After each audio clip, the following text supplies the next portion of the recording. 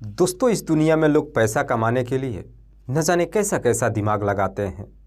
दरअसल आज की कहानी में पुलिस एक ऐसे गिरोह का भंडाफोड़ करती है कि जब इसका असलियत लोगों को मालूम चलता है तो वाकई में इसे सुनने के बाद खुद पुलिस भी एकदम से चौंक जाती है।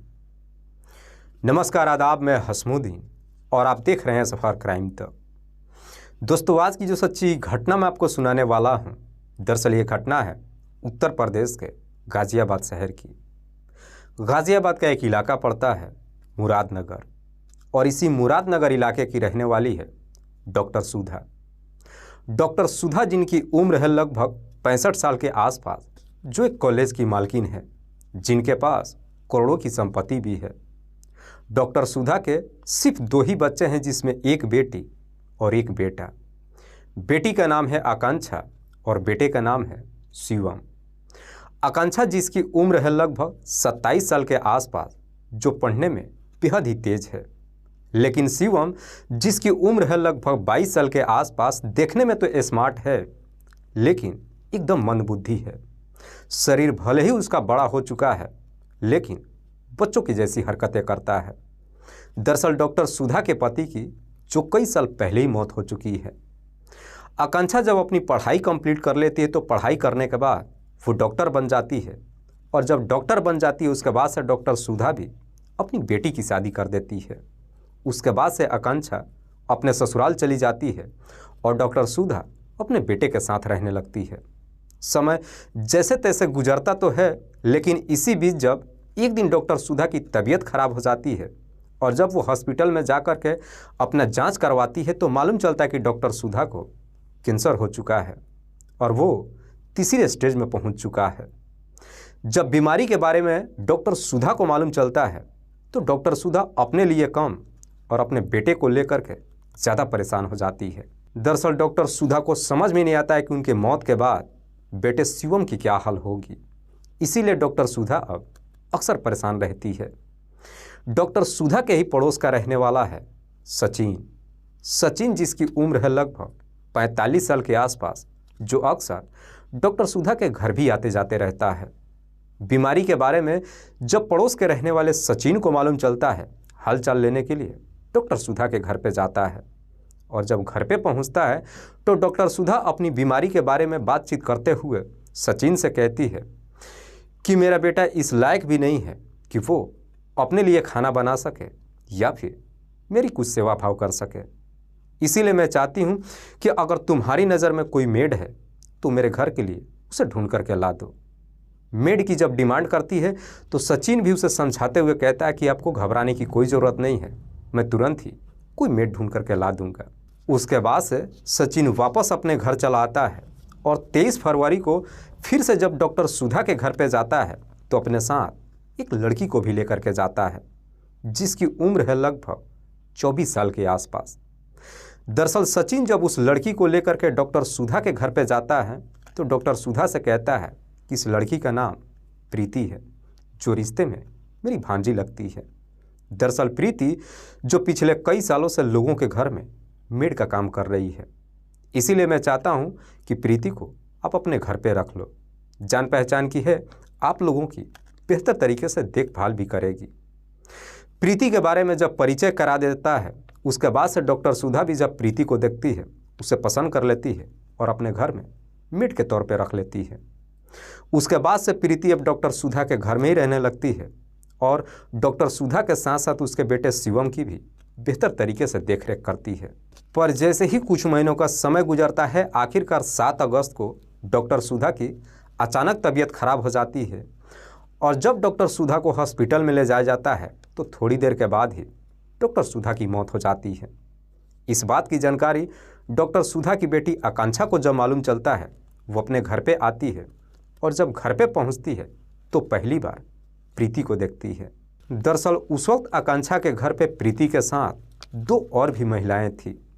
आकांक्षा जब प्रीति से उन दोनों महिलाओं के बारे में पूछताछ करती है तो प्रीति उन दोनों महिलाओं का परिचय देते हुए आकांक्षा से कहती है कि इनमें से एक का नाम नीलम है, जो मेरी मौसी है, और दूसरी का नाम सरिता है, जो मेरे दूर की रिश्तेदार है। दरअसल ये दोनों ही जो मुझसे मिलने के लिए आई है। आकांक्षा जब अपने घर पे आती है, अपनी माँ के अंतिम संस्कार तो कर देती है, लेकिन उसके बावजूद भी प्रीति के साथ जो 2 महिलाएं उस घर में थी वो वहाँ से नहीं जाती है। जब 10 दिन का समय गुजरता है, एक दिन आकांक्षा प्रीति से कहती है कि एक काम करो, भाई शिवम को तो मैं अपने साथ लेकर के जा रही हूँ, इसीलिए अब तुम्हारी कोई ज़रूरत नहीं है, इसलिए मैं चाहती हूँ कि तुम अपनी घर चली जाओ। आकांक्षा प्रीति से जब घर जाने के लिए कहती है तो इस पे प्रीति भी आकांक्षा को जवाब देते हुए कहती है कि दीदी आप कैसी बातें कर रही हैं, भला मैं अब यहाँ से कैसे जा सकती हूँ। न जाने की जब कहती है तो आकांक्षा उससे इसकी वजह पूछती है। तब जाकर के प्रीति आकांक्षा से कहती है कि दरअसल मैंने शिवम से शादी कर लिया है। शादी की जब बात कहती है सुन करके आकांक्षा को भी बड़ा अजीब सा लगता है। आकांक्षा कहती है कि तुमने शिवम से शादी कर लिया है और माँ ने मुझे इस बारे में कभी कुछ बताया भी नहीं, क्या तुम्हारे पास कोई सबूत है? इस पे प्रीति अपने मोबाइल से एक फ़ोटो दिखाती है, जिस फोटो में प्रीति और शिवम एक दूसरे को माला पहनाते हुए नजर आते हैं। दरअसल वो फोटो जो कि हॉस्पिटल का था, हॉस्पिटल के अंदर डॉक्टर सुधा जब बेड पर लेटी हुई थी, बगल में ही इन दोनों ने खड़ा होकर के फ़ोटो खिंचवाया था। उस फोटो को देखने के बाद आकांक्षा सवाल करती है कि क्या तुम्हारे पास कोई दूसरा सबूत है, यानी कि कोई मैरिज सर्टिफिकेट? इस पे प्रीति जवाब देती है कि मेरे पास कोई दूसरा सबूत नहीं है। इसीलिए आकांक्षा अब प्रीति को धमकी देते हुए कहती है कि मैं इस शादी को नहीं मानती हूँ और अभी के अभी तुम मेरे घर से निकल जाओ। दरअसल धमकी ही नहीं देती है, बल्कि प्रीति के साथ साथ उन दोनों महिलाओं को भी अपने घर से बाहर निकाल देती है। लेकिन प्रीति जब घर से बाहर निकलती है तो पड़ोस के रहने वाले सचिन के पास चली जाती है और फिर सचिन को बुलाकर आकांक्षा के घर पे लेकर आती है। इधर सचिन जब आकांक्षा के घर पे पहुंचता है और आकांक्षा जब उसे देखती है तो देखते ही एकदम से भड़क जाती है और कहती है कि ये तुम कैसी लड़की हमारे घर पे उठाकर लेकर आए हो जो शिवम से शादी होने की बात कह रही है। इस पर सचिन आकांक्षा को बड़े प्यार से समझाते हुए कहता है कि पहले तुम अपना दिमाग शांत करो। दरअसल जब इन दोनों का शादी हुआ था मैं भी वहाँ पे मौजूद था। तुम्हारी माँ की तबीयत जब ज़्यादा सीरियस ख़राब हो गई और जब हम उन्हें लेकर के हॉस्पिटल में गए तो डॉक्टर सुधा मुझसे बोलने लगी कि अब मैं बचने वाली नहीं हूँ। दरअसल न जाने मेरे बाद मेरे बेटे शिवम का क्या होगा, इसीलिए मैं चाहती हूँ कि तुम प्रीति की शादी मेरे बेटे शिवम से करा दो, क्योंकि प्रीति मेरे बेटे का बेहतर तरीके से देखभाल कर लेगी। हालांकि प्रीति इसके लिए तैयार नहीं हो रही थी, लेकिन जब मैंने उसको समझाया आखिरकार प्रीति मान गई और हॉस्पिटल के अंदर ही तुम्हारे माँ के सामने प्रीति और शिवम एक दूसरे के गले में माला डाल करके शादी भी कर लिया। सचिन समझाने की कोशिश तो करता है, लेकिन बावजूद इसके आकांक्षा सचिन की भी बात नहीं मानती है। इसीलिए गुस्से में आकर सचिन भी अब आकांक्षा के ही घर में रहने लगता है, जिसकी वजह से आकांक्षा भी एकदम से परेशान हो जाती है और आखिरकार 22 सितंबर को जाकर के गाजियाबाद के एसपी साहब से मुलाकात करती है और एसपी साहब से सारी कहानी बताते हुए कहती है कि दरअसल सचिन और प्रीति ने मिलकर के मेरे घर पे कब्जा ही नहीं किया है, बल्कि उन्होंने हमारे साथ धोखाधड़ी किया है। एसपी साहब जब आकांक्षा की पूरी कहानी सुनते हैं तो उसके बाद से रिपोर्ट दर्ज करने का आदेश दे देते हैं। आखिरकार 27 सितंबर को जब रिपोर्ट दर्ज हो जाती है उसके बाद से पुलिस अब इस केस की जांच पड़ताल करना शुरू कर देती है और पुलिस जब थोड़ी सी अपनी कोशिश करती है तो आखिरकार इस जांच पड़ताल में मालूम चलता है कि दरअसल सचिन के ऊपर पहले से ही कई सारे मुकदमे दर्ज था। दरअसल सचिन के ऊपर ही नहीं बल्कि प्रीति के नाम पर भी मुकदमा दर्ज था। दरअसल प्रीति जो इससे पहले लगभग 10 शादियां कर चुकी थी और उनमें से प्रीति के शादी के लगभग 4 सर्टिफिकेट भी पुलिस बरामद कर लेती है। पुलिस के पास जब इतना सारा सबूत मिल जाता है उसके बाद से पुलिस जब प्रीति और सचिन से पूछताछ करने के लिए आकांक्षा के घर पे जाती है तो मालूम चलता है कि प्रीति उन दोनों महिलाओं के साथ घर छोड़ करके फरार हो चुकी है। इसीलिए पुलिस सचिन के घर पे जाती है और 2 अक्टूबर को सचिन को गिरफ्तार कर लेती है और पुलिस जब सचिन के सामने तमाम तरह के सबूत रख करके जब पूछताछ करती है तो आखिरकार सचिन भी अब मजबूर होकर के अपनी सच्चाई कबूल कर लेता है। दरअसल सचिन जो मूल रूप से नूरपुर गांव का रहने वाला है, बड़ी मुश्किल से हाई स्कूल तक पढ़ाई किया है लेकिन सचिन जो बेहद ही तेज तर्रार है। दरअसल सचिन की भांजी प्रीति जो पहले से ही लोगों के घर में मेड का काम करती है। प्रीति जब पहली बार मेड का काम करने के लिए एक घर में जाती है तो देखती है कि उस घर के अंदर एक विकलांग व्यक्ति पड़ा हुआ था, जिसके पास करोड़ों की संपत्ति थी। संपत्ति की लालच में आकर के प्रीति उस विकलांग व्यक्ति से शादी कर लेती है और शादी के कुछ ही महीनों के बाद उसके घर से तमाम तरह के जेवरात और लाखों रुपया लूट करके वहाँ से फरार हो जाती है। लेकिन इस बात की जानकारी जब सचिन को मालूम चलता है तभी सचिन के दिमाग में एक आइडिया क्रिएट होता है और उसके बाद से सचिन अब अपना एक गिरोह तैयार करता है, जिसमें प्रीति के साथ साथ 2 महिलाओं को भी शामिल करता है, जिसमें से एक का नाम है नीलम और दूसरे का नाम है सरिता।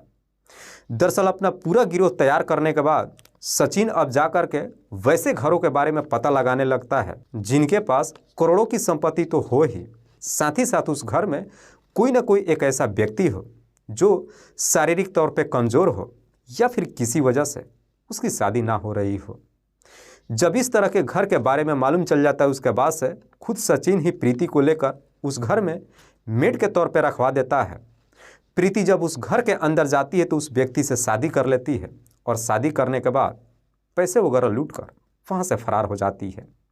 हालांकि कुछ घरों से जब पैसे की डिमांड करती है, जब वो पैसा देने से इनकार कर देते हैं तो प्रीति पुलिस की भी धमकी देने लगती है, जिसकी वजह से लोग भी अपनी इज्जत बचाने के लिए समझौता कर लेते हैं। लेकिन उन्हीं में से कुछ लोग थाने में जाकर प्रीति और सचिन के नाम पर मुकदमा भी दर्ज करा देते हैं। दरअसल पुलिस जो सचिन और प्रीति को पिछले कई सालों से ढूंढ रही थी, लेकिन इन दोनों का कहीं कुछ पता नहीं चल रहा था। इधर सचिन के पड़ोस के रहने वाले डॉक्टर सुधा के बारे में जब सचिन को मालूम चलता है, सचिन जाकर के डॉक्टर सुधा से मुलाकात करता है और खुशकिस्मती से डॉक्टर सुधा भी जब सचिन से एक मेड के लिए बातचीत करती है तो सचिन जाकर के प्रीति को लेकर आता है और फिर सुधा के घर में मेड के तौर पर रखवा देता है। उसके बाद से समय बेहतर तरीके से तो गुजरता है, लेकिन डॉक्टर सुधा की जब तबीयत खराब हो जाती है, 7 अगस्त को जब उसे हॉस्पिटल में लेकर के जाया जाता है, उस वक्त डॉक्टर सुधा इस स्थिति में नहीं होती है कि वो बोल पाए या फिर कुछ समझ पाए। उसी का सचिन फ़ायदा उठा लेता है। दरअसल सचिन जो 2 माला खरीद करके लाता है और हॉस्पिटल के अंदर ही जब डॉक्टर सुधा बेड पर लेटी हुई थी, बगल में ही प्रीति और शिवम को खड़ा कराकर दोनों को एक दूसरे के हाथों से माला पहना देता है और फिर कुछ फ़ोटो खींच लेता है। और उसके बाद से प्रीति अब आकांक्षा के ऊपर दबाव डालने लगती है कि दरअसल मैंने शिवम से शादी कर लिया है। वाकई में सचिन जब ये पूरी कहानी पुलिस को बताता है तो उसके बाद से पुलिस अब सचिन के ही तहरीर पर प्रीति के साथ साथ उसकी दोनों सहेलियों को भी गिरफ्तार कर लेती है। पुलिस जब इन तमाम आरोपियों को गिरफ्तार कर लेती है उसके बाद से जिला अदालत में पेश करती है, जहां से इन सबको जेल भेज दिया जाता है। दोस्तों, इस पूरी घटना के बारे में आप क्या सोचते हैं? आप अपनी राय हमें कमेंट बॉक्स में ज़रूर दीजिएगा। जाते जाते मैं आपको बता दूं कि कुछ मेरे व्यूअर्स हैं जो रोज़ाना मेरे इस वीडियो को देखते ही नहीं हैं, बल्कि अपना कीमती समय निकाल कर मुझे अपना प्यार भी देते हैं, जिनमें से एक का नाम है मोहम्मद आरिफ। मोहम्मद आरिफ जो जिला गया बिहार प्रदेश के रहने वाले हैं। दूसरे मेरे व्यूअर हैं प्रमोद जो गुजरात सूरत शहर के रहने वाले हैं। तीसरे मेरे व्यूअर हैं संतोष कुमार भारती जो मुंबई महाराष्ट्र प्रदेश के रहने वाले हैं। चौथे मेरे व्यूअर हैं परवीन कुमार जो बिहार प्रदेश के रहने वाले हैं। लास्ट मेरे व्यूअर हैं देव कुमार शाह जो नेपाल के रहने वाले हैं। मैं अब तमाम व्यूअर्स को तहे दिल से शुक्रिया अदा करता हूँ। कल फिर मिलते हैं एक और नई सच्ची घटना के साथ। तब तक के लिए जय हिंद, जय भारत।